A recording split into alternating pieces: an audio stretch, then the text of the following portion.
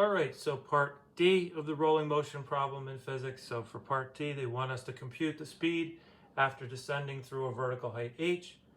We're going to assume the cylinder starts from rest, and because static friction does no work in ideal rolling without slipping, then we could say that the mechanical energy is conserved. So mgh, that's going to equal 1/2 mv squared plus 1/2 I omega squared.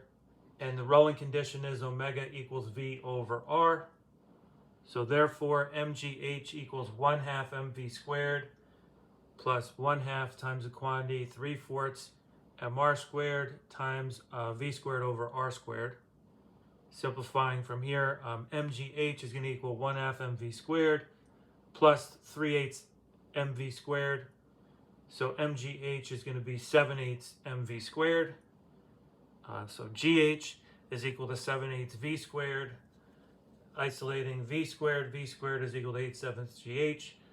V equals plus or minus the square root of 8 gh over 7. So we'll take the positive value of that v equals square root of 8 gh divided by 7.